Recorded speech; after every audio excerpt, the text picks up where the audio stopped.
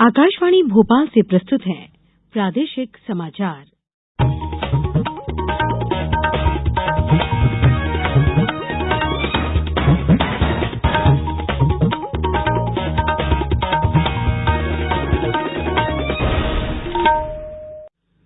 नमस्कार, समाचारों के साथ मैं पूर्वा त्रिवेदी। सबसे पहले इस बुलेटिन के मुख्य समाचार। संसद का बजट सत्र 31 जनवरी से शुरू होगा। केंद्रीय बजट पहली फरवरी को पेश किए जाने की संभावना। देश भर में कल 67 शिविरों में दिव्यांगों को दिए जाएंगे सहायक उपकरण। मुख्य कार्यक्रम झाबुआ में होगा। सीहोर जिले में सरकारी स्कूलों में बच्चों का भविष्य संवारने के लिए बन रहे हैं मुख्यमंत्री अध्ययन केंद्र। और प्रदेश में फिलहाल ठंड से मिली कुछ राहत। मकर संक्रांति से ठंड का दूसरा दौर शुरू होने की संभावना। अब समाचार विस्तार से। संसद का बजट सत्र इस महीने की 31 तारीख से शुरू होगा। केंद्रीय बजट पहली फरवरी को पेश किए जाने की संभावना है। बजट सत्र की शुरुआत लोकसभा और राज्यसभा की साझा बैठक राष्ट्रपति द्रौपदी मुर्मू के संबोधन से शुरू होगी। सत्र के पहले दिन दोनों सदनों में आर्थिक सर्वेक्षण भी पेश किया जाएगा। बजट सत्र इस वर्ष 6 अप्रैल तक चलेगा और 66 दिन में 27 बैठकें होंगी।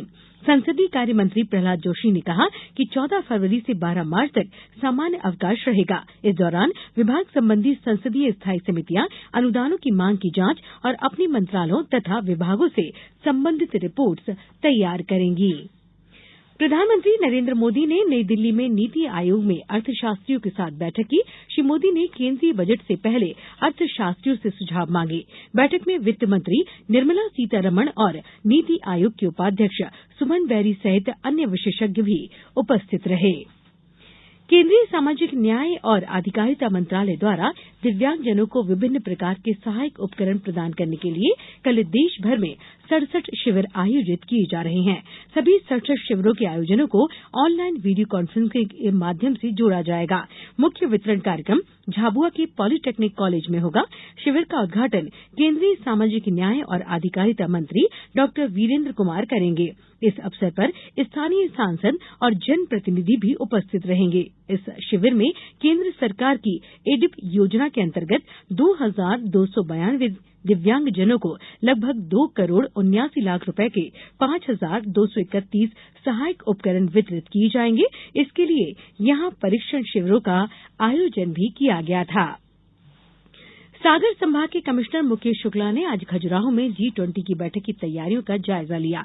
यह बैठक अगले माह होगी। उन्होंने बैठक के आयोजन स्थल महाराजा छत्रसाल कन्वेंशन सेंटर की व्यवस्थाएं भी देखी। साथ ही जिले के अधिकारियों के साथ बैठक भी ली। श्री शुक्ला ने बैठक में बताया कि इस समीक्षा का उद्देश्य खजुराहो को साफ स्वच्छ बनाए रखना, आने वाले मेहमानों के लिए सांस्कृतिक कार्यक्रमों की तैयारी और सुरक्षा व्यवस्थाओं सहित अन्य इंतजाम देखना था। जबलपुर में जिला प्रशासन और पुलिस की संयुक्त कार्यवाही में आज पनागढ़ तहसील के ग्राम पड़रिया में भूमाफिया के कब्जे से करीब 1 एकड़ शासकीय भूमि को अतिक्रमण मुक्त करा लिया गया है। अवैध कब्जे से मुक्त कराई गई शासकीय भूमि की अनुमानित कीमत लगभग 65 लाख रुपए बताई गई है। इस कार्यवाही में लगभग 45 लाख रुपए के निर्माणों को जेसीबी मशीनों से ध्वस्त कर दिया गया। शासकीय भूमि पर कब्जा कर जंगल रिसोर्ट के नाम से यहां होटल का निर्माण किया गया था। अब समाचारों में वक्त है एक छोटे से अंतराल का।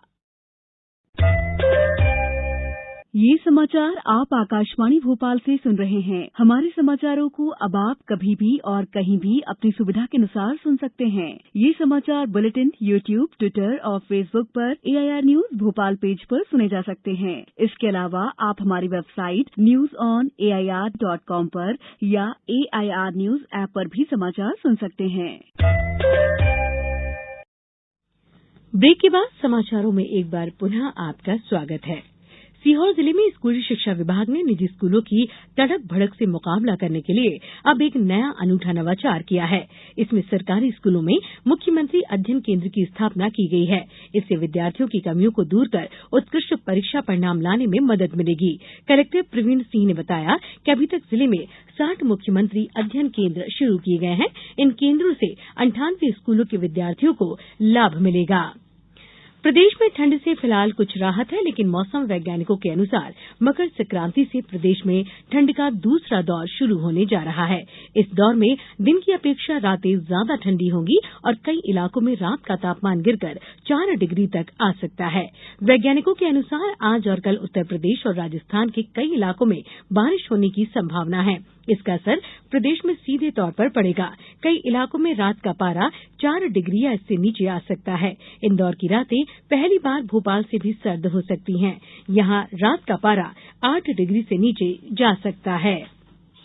शहडोल जिले के विचारपुर में फुटबाल का फीडर सेंटर बनाया जाएगा। इसके लिए खेल एवं युवक कल्याण विभाग को 6.5 एकड़ भूमि आवंटित की गई है। 2 महीने पहले केंद्र सरकार के एक दल ने विचारपुर मैदान का निरीक्षण किया था। शहडोल कमिश्नर राजीव शर्मा ने बताया कि लगभग 1.5 करोड़ की लागत से सर्व सुविधा युक्त फीडर सेंटर बनाने की योजना है। फीडर सेंटर बनने के बाद विचारपुर में राष्ट्रीय एवं अंतर्राष्ट्रीय स्तर के खिलाड़ी तैयार होंगे। राष्ट्रीय स्तर के खेल प्रशिक्षक अपनी सेवाएं देंगे। खिलाड़ियों को खेल से संबंधित सभी जरूरी सुविधाएं उपलब्ध होंगी। खेलो इंडिया यूथ गेम्स की टॉर्च रैली कल देवास शहर में प्रवेश करेगी।